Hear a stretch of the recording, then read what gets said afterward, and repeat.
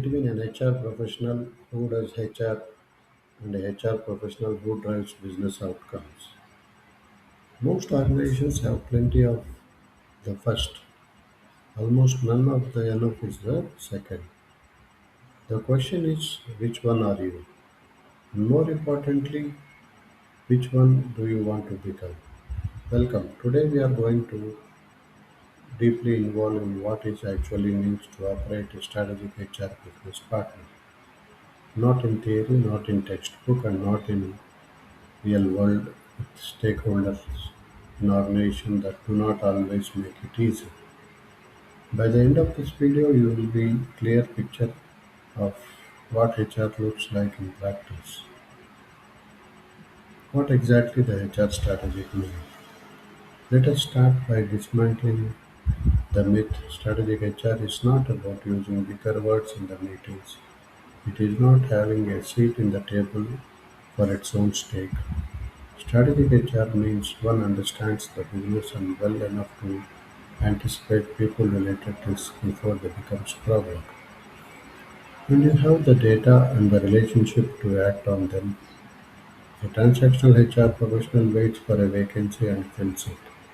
A strategic HR professional looks for the business plan, identifies where the gaps will emerge in 12 months, and starts building the pipeline now. The transactional HR professional runs the performance review processes. A strategic HR professional uses performance data to identify flight risks, succession gaps, and high potentials who are underutilized before they resign. The difference in orientation transactional HR faces inward toward HR processes, strategic HR faces outward toward business outcomes. Audit your last 3 months of work, write down how much time you spent on processes versus business conversations. The ratio tells you everything. The second thing, you separate strategic HR professionals in their ability to speak in numbers the business actually cares about. Your CFO don't care about your engagement score. They care about 5-point drop in engagement in the sales function correlates with 12% increase in value turnover. And that each sales representative who leaves costs roughly 150% of the salary plus. When you talk in your conversation, you are not talking about HR. You are talking about a revenue problem which is a people solution. That is strategy and it changes the room. Suddenly you are not defining an HR budget, you are presenting a business investment that requires you to connect people data to business data and speak the language of the function you are partnering with. Finance speaks in the cost and sales speaks in pipeline and conversation. Operations speaks in output and efficiency.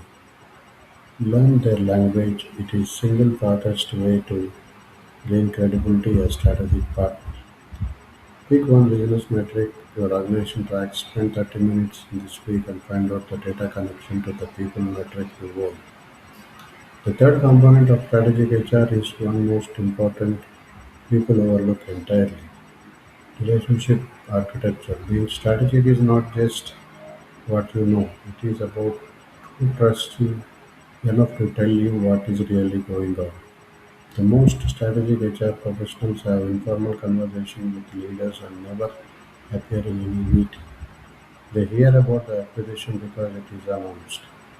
They know which director is struggling before it comes to the performance issue. They understand the board's concern before those concerns reach the HR agenda. This level of access does not happen because you are good at your job. It happens because you have to invested in the relationship with intention. You have made yourself genuinely useful, not just in HR terms but in business terms. Tell me in the comments what one thing you are going to do this week and put from transaction to strategy.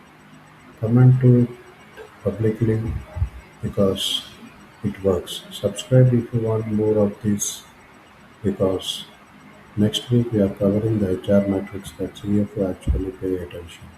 See you there.